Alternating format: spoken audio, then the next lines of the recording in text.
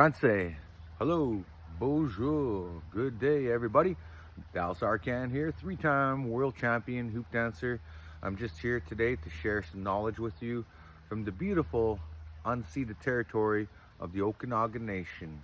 I'd like to first and foremost acknowledge that I'm here in the Okanagan, the Syilx Nation, the territory of the Syilx people, also known as Okanagan.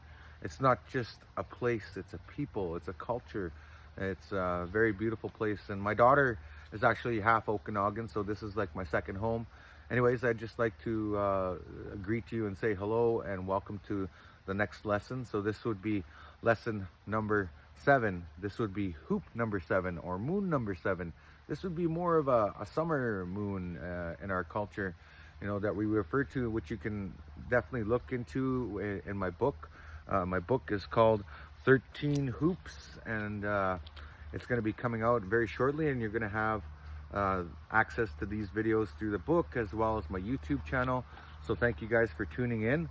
So this chapter in my book, I talk about adulthood and just moving forward.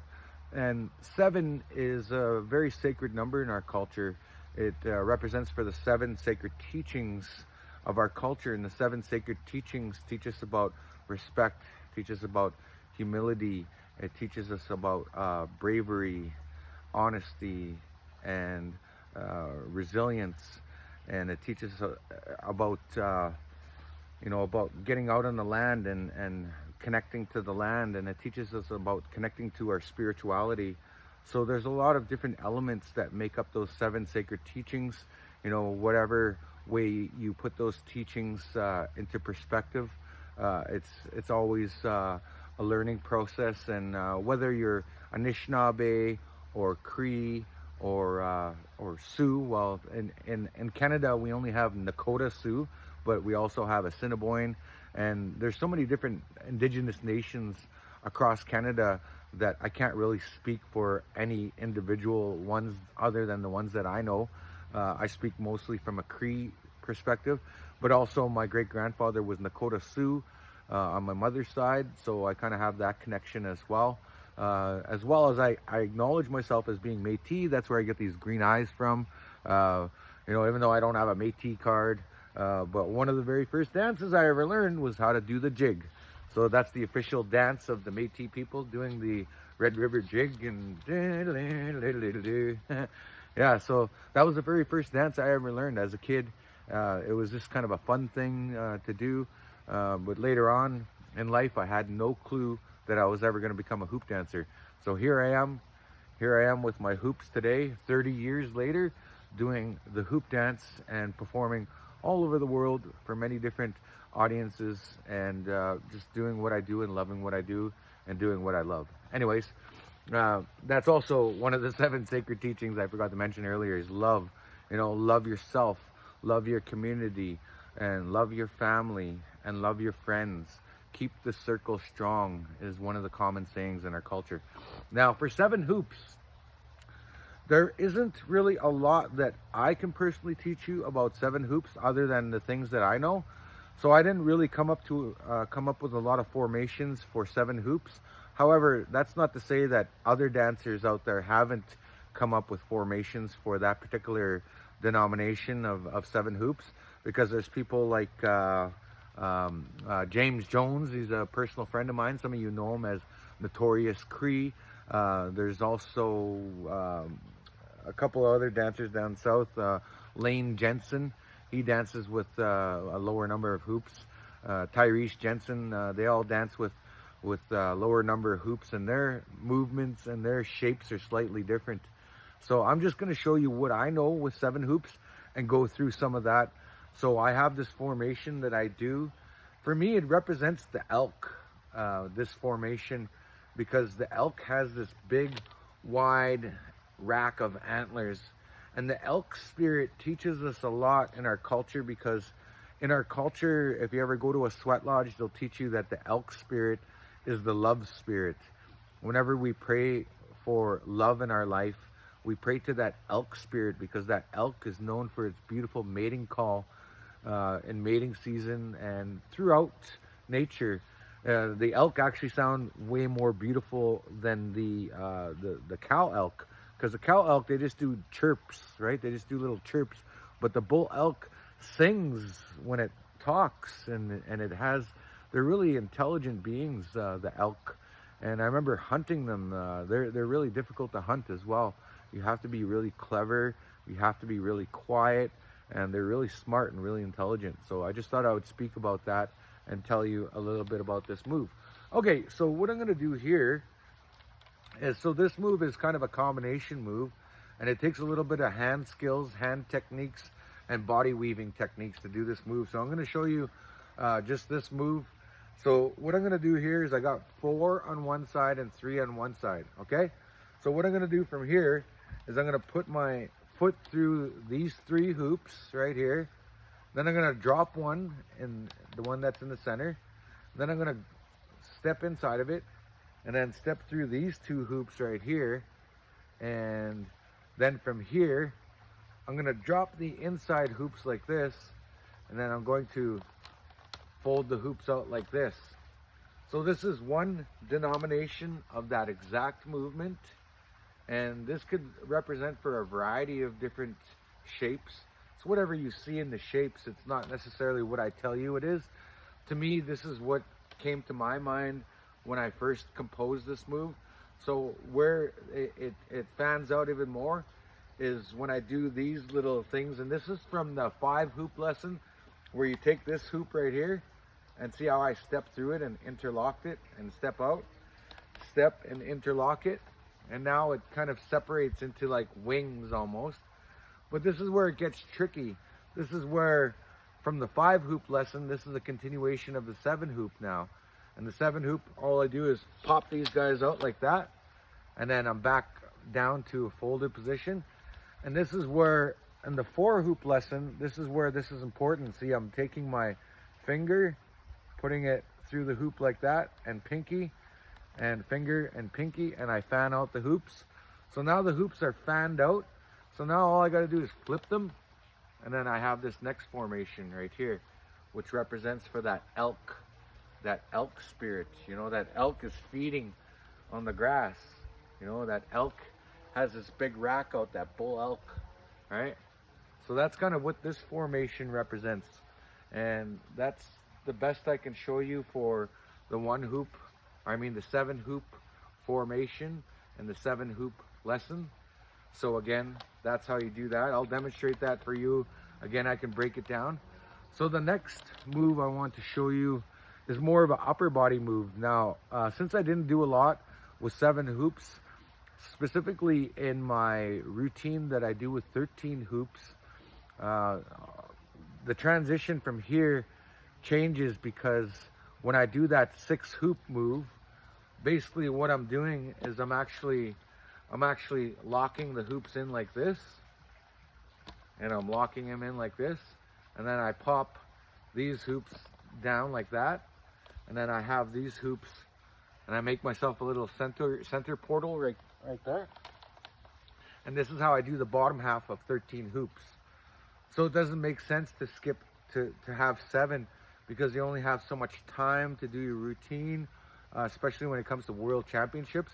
So this kind of gives you the bottom half of the eagle formation. And then, if you will, here is part of that 7. So you can do a variety of different things with this. You could go like this and flip the hoop around like this. You can do some 1 hoop tricks. You could also do this trick as well, where you're actually rolling it off the back of your hand. So in slow motion, I'm just going like this, and the hoop goes around. You could do it both ways. Oh, maybe not. I could do it both ways when I do it fast, but you kind of have to have quick hands to do that. So there, right there, and then you could go back and forth like that. So that's a pretty cool move. So hoop dance is a lot of technique, a lot of tricks involved, okay? So I'm gonna pop out of this guy here right now. And then I pop back up with the hoops. Now I pick up these hoops. So here we go. Here is 7 hoops. So I'm gonna take this right up to the eagle formation. But the only difference here is that it's just gonna be wings with a fan out. So this is like a bigger version of the eagle. This is kind of how the upper part of the eagle would look when I do those hoops. So again, I'm fanning them out. So this is from the 4 hoop lesson, if you studied that. So basically I'm just taking these hoops like that, putting my fingers through them. So pointer, pinky, then center fingers like that. And then right here, pointer, pinky, center fingers. And then there I go, I have the big eagle formation like that. So this is the top half of the eagle, but you could do this on its own with just that amount of hoops. Then you could also do this move where this is where you get into weaving the hoops. So I'm gonna weave this hoop in. So how I do that is I actually take this hoop right here. This is the inside hoop right here, or the outer hoop. And I use my thumb to push that in like that, flip it in. And then I have to use my thumb to push it. And then see my other fingers are kind of holding it in place while I move my thumb around to grab it, push it through like that. There, it's weaved. So this side too, flip it, push it through, weave it. All right. So there you go. There's another version of that eagle formation. This is where I look like an eagle dancer. You know, those eagle dancers, they have a real long wingspan and they dance around. So this is where it gets a little tricky. You could weave in again through this. So I'm going to weave in again with this technique. And now it's getting tighter and tighter around my head and neck. But this is going to translate into another move. So now I have all these hoops woven together like that. And then now I have a more complete, solid piece. And you could even flip this over, flip it around like some dancers do. Flip it around. It's really tight on the neck. And then you could go like this. You could make this shape with it as well, which is a floral design, and you intertwine the hoops. So there's another design for you. And some dancers will do this and flip it over behind their back. And just bear with me here. Gotta flip this up and over. Okay, I'm gonna try this without holding it together. Okay, now I'm gonna flip this over behind my back like that. So there's another design. And this is not really my style, but I just kind of wanted to show you what you can do with this. So you hold these hoops together and then you come up with this design, a basket design.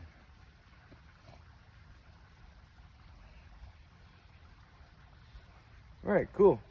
So that worked out great. These hoops are really tough. They're really stiff. So it takes a lot to hold that design up. So that's a nice design though. It turned out really good. I never really did this before because it's not really my style. I've seen other dancers do this formation where they interlock the hoops and they show their design, right? A nice flower design or whatever you want to call it, right? And then you break it back down. And now I'm going to show you a different move. So we're going to break this down again. And so now I'm going to show you a real life situation. So how I would dance into this move is very different than me statically standing here and just kind of going through the motion. Because it's a lot easier to do these moves when you're moving, when you're dancing, because it kind of, it allows the hoops to move more freely, opposed to like when you're standing here, just trying to push them and force them into place. It does take a lot of force, opposed to when you're dancing, it's kind of like it shakes them up and it loosens, it keeps them loose. Just like one of those gravel shaker things that, you know, that to separate gravel. I don't know what you call one of those things, but I know there's such a machine because they do that when they try to extract gold. I've seen it on those gold rush shows. Anyways, that's basically the science behind it. When you're moving, your hoops become a little bit more fluid. when you move, okay? So now I'm gonna do a real life situation and show you how to make this into a combination of a move. So there's two moving parts. There's actually three moving parts, because you're throwing a hoop, spinning it, catching it in your leg, and then you're also separating the hoop. And then there's a fourth component, and that's where you connect them all together. And then the fifth component is where you transition. And then the sixth component is where you show your formation. And then there's another component where there's a transition, pop, and then there's another component where you're showing your transition, okay? And then you would transition from there to the eagle move. Okay, so here we go. So now it's like I'm dancing with 7 hoops, and I got this hoop, throw it out, then I wait for it, catch it, separate the hoops, and then I'm putting the hoops in like this. So the hoops didn't quite separate the way I wanted them, but just because, you know, I'm just showing you guys, and I'm more focused on the camera than actually dancing. So if I were dancing, I would have got it perfect. So now this is where we're dancing, and then drop those inner ones and show your formation. And then from here, then you lock those hoops and pop them out. And then again, formation, really quick. Boom, boom, boom, boom. Done. The elk has showed his horns, so you watch out for those elk horns, y'all. All right, and then from here, boom, boom. And then you could go like this. Pop this guy on, pop this guy on. Then you're into the next formation already, just like that. Boom. And then you're into this formation. Where you got those, right? And then I'll show you one quick bonus move, because I've showed you a little bit of weaving from there. So what you can do from here is I'm going to show you a quick bonus move. And this is like a fun thing that I think everybody can do once you figure it out. So what you're going to do is you're going to take all the hoops on one hand like this, one arm. So what we're going to do is we're going to make a globe, and it's going to look like a big ball of yarn. So this is a really quick, fun, interesting way to make a world, a globe, or a moon, or a sphere, whatever you want to call it, right? So what I'm doing here is I'm taking this on my shoulder, kind of hold it with my chin a little bit, use my chin to hold it. And then what we're going to do here is we're going to spin all the remainder of the hoops, which there's 4 on my arm here, and I'm going to spin them. Then I'm going to take this hoop, and then I'm going to catch them all, and while they're spinning, so that they're randomly overlapping on this X that I've created here, because this X is acting like the spine and the foundation for making that stick together, that pattern. Okay, so here we go. 5, 6, 7, 8, and 1, 2, 3, 4, 5, 6, 7, 8, and that didn't go the way I wanted it to. The hoops are too bunched up. I'd rather see them more spread out. Okay, so we'll try that again. Take 2. 5, 6, 7, 8, and 1, 2, 3, 4, 5, 6, 7, 8. Well, that's good enough. That'll pass for now. Doesn't have to be perfect. See, I got those 3 hoops in a row. Ideally, I wouldn't want that, but it still achieves what I wanted it to do, which is simply just to make the hoop world. And you can do that on both sides. So I'm going to show you how to do it on this side as well. So again, we'll put this on this side, then we'll do that spin trick. So 5, 6, 7, 8, and there we go. All the hoops fall into play. Bippity boppity boo. There you go. There's your hoop world. And that's basically some simple, well, not so simple, but more advanced techniques that you can do with 7 hoops. Again, 7 is a sacred number in our culture. It represents for our 7 sacred teachings, which is honesty, bravery, love, humility, honesty, respectfulness. You know, the list goes on, because a lot of these teachings are integrated throughout our culture. You know, everything from the medicine wheel to the ceremonies that we have on a regular basis. And in a big way, I'm still a student too. You know, I've been doing this for 30 plus years. and I still feel like I'm just chipping the iceberg of the things that I wanted to learn and know, because I missed out so much from my childhood and throughout my years of training and doing this. And anyways, I just want to share what I do know and share this little bit of information. So I hope you guys enjoyed this. So thank you guys so much, and enjoy the rest of your day. And there's hoop lesson number 7 complete. There you go. All right, peace and out.